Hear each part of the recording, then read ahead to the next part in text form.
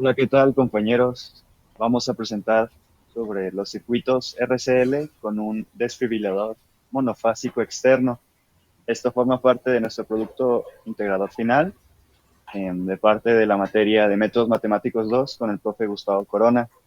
Somos los integrantes Edgar Eduardo Huerta Ledesma, César David Guzmán Zavala y yo, Javier Eduardo Gómez García.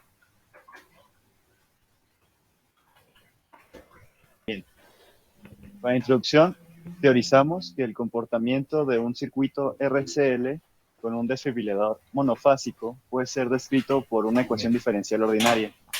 Esta ecuación puede ser obtenida de adaptar la ley de tensiones de Kirchhoff para depender de una sola variable y poder ser analizada con respecto al tiempo, en este caso, la corriente eléctrica. Para lograrlo, se tiene que demostrar la relación entre diversos conceptos eléctricos encontrados en un circuito RCL, siendo R la resistencia medida en ohm, C la capacidad medida en faradios y L la instancia medida en henrios.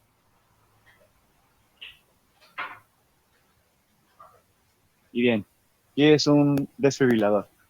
Un desfibrilador es un dispositivo médico que nos ayuda a diagnosticar y tratar ciertas arritmias y paros cardíacos. Este dispositivo puede ser totalmente automático, denominado DEA, o semiautomático, denominado DSA. Si realiza su función con algún botón, pero suele ser considerado automático en ambos casos y llamado de manera general DEA.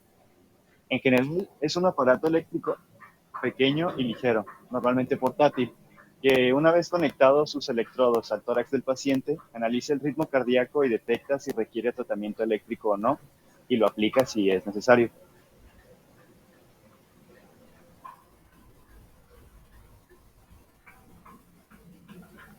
Un desfibrilador es capaz de restaurar el ritmo cardíaco normal a un paciente que acaba de sufrir un ataque cardíaco o de muerte súbita. Lo que hace es enviar una corriente eléctrica al corazón de forma sincronizada y con una intensidad determinada, para así poder salvar a una persona en caso de un infarto. ¿Y qué es un infarto? Pues un infarto ocurre cuando el corazón puede dejar de trabajar por haber sufrido necrosis en una zona de su músculo o por haber surgido una arritmia maligna. En ambos casos, el corazón se vuelve incapaz de bombear sangre correctamente, llevando a un paciente a un colapso circulatorio, que es una situación en que los órganos y tejidos del cuerpo no reciben sangre correctamente.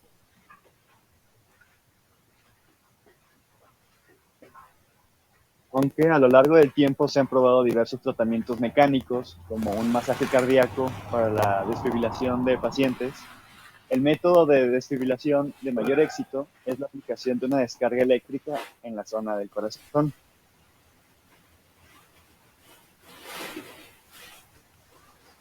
Y bueno, un poco de contexto, de marco teórico de referencia. La cardioversión se utilizó por primera vez en humanos por Sol en los años 50 para el tratamiento de la fibrilación auricular mediante choques de corriente alterna, que frecuentemente inducían la fibrilación ventricular. Existen varios tipos de desfibriladores. Generalmente son dos, monofásico y bifásico. El monofásico son los desfibriladores empleados hasta ahora y aunque son los más utilizados en la actualidad, se han dejado de fabricar por solamente realizan una descarga de corriente unipolar, es decir, una sola dirección del flujo de corriente, como en la tablita que pueden ver, la gráfica, más adelante vamos a explicar. La dosis habitualmente empleada en una desfibrilación con este aparato es de 360 julios o joules en inglés. La forma de onda resultante depende de la definición de los valores de estos componentes. Como podemos ver, es un golpe de tres ondas, el subcrítico, el crítico y el supercrítico, que más adelante se desarrollarán en fondo.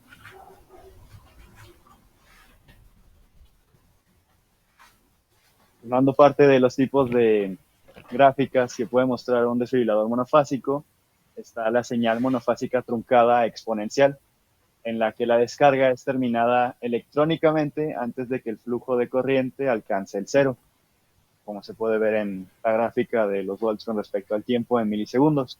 Si se fijan de muy cerca, se alcanza a ver que las líneas no se tocan, o sea, nunca toca el cero. y es lo que lo hace truncada. ¿En qué consiste un desfibrilador monofásico? Un desfibrilador consiste básicamente en un circuito RCL en serie. Esto lo desglosaremos más adelante. El método descrito a grandes rasgos es el siguiente. Se carga un condensador a una tensión continua elevada y en un instante crítico del ciclo ECG, si es que lo hay, se descarga en el condensador en pocos milisegundos a través del pecho del paciente. Se encontró que este método de desfibrilación no solo tiene más éxito que el método de corriente alterna para corregir la desfibrilación ventricular, sino que, además, se puede corregir la desfibrilación auricular u arritmias de otros tipos. Bueno, a continuación este es un circuito de desfibrilador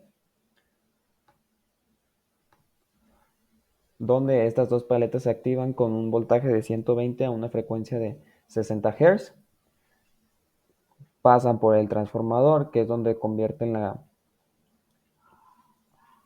corriente directa en alterna. Aquí tenemos nuestro condensador y ese es el switch que hace que pase la energía de un lado a otro, y gracias a este switch es que se descarga el condensador en milisegundos.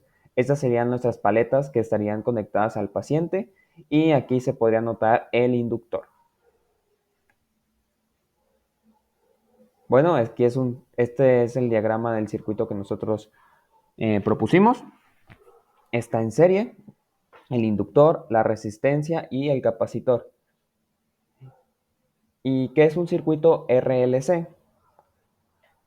Un circuito RLC es un circuito lineal que contiene una resistencia eléctrica, una bobina y un capacitor. Existen dos tipos de RLC, en serie y en paralelo, según la interconexión de los tres tipos de componentes. En este caso es serie. ¿Y qué es un capacitor? Un capacitor o condensador eléctrico es un dispositivo que utiliza para almacenar energía, carga eléctrica, que posteriormente la libera en todo el circuito. Y aquí podemos tener una imagen del capacitor. Estos suelen ser de material no conductor como el plástico o la cerámica.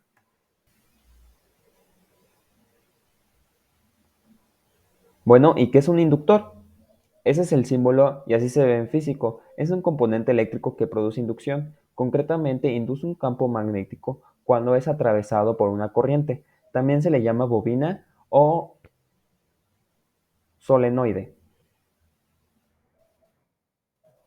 Bueno, por último, es la resistencia. ¿Y qué es una resistencia? Así es el símbolo y así se ve en físico. Se denomina resistencia eléctrica a la posición del flujo de corriente eléctrica a través de un conductor. En este caso, nuestra resistencia va a ser el cuerpo humano.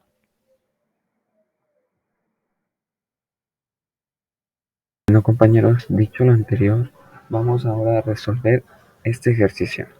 Considerando el siguiente circuito RCL en un desfibrilador monofásico, la resistencia en el tórax de 1.5 kΩ, el inductor de 100 microhenries y el capacitor de 16 microfaradios. B1 sería el voltaje de la descarga en la resistencia.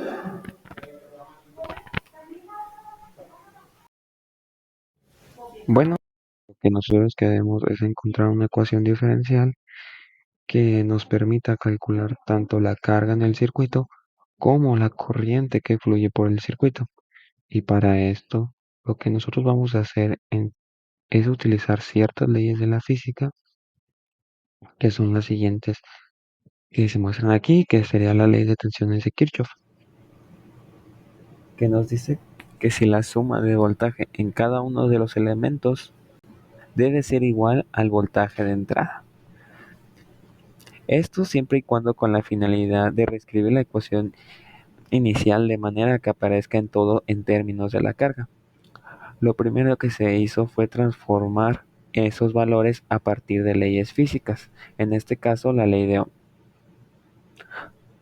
donde se ve que el voltaje es igual a la resistencia por la corriente. Continuando con la investigación, se halló que la corriente se define como la razón de cambio de la carga respecto al tiempo, conocido como derivada. La carga eléctrica se mide en coulombs y se sustituyó en la ecuación. Continuamos con el inductor, que se mide en henrios. Para conocer el voltaje que pasa en el inductor se calcula de la siguiente forma. El voltaje es igual a la inductancia por la derivada de la corriente. En este caso podemos expresar la derivada de la corriente como una derivada de segundo orden respecto al tiempo. Por último, es necesario transformar el capacitor. El capacitor se mide en faradios y se puede representar en la siguiente ecuación. El voltaje en el capacitor es igual a 1 entre el capacitor por la carga. Al sustituir estas equivalencias queda la siguiente ecuación diferencial lineal de segundo grado, en este caso particular homogénea, por lo que puede tener tres posibles soluciones según sean los valores de nuestras constantes, que en este caso sería R, C y L.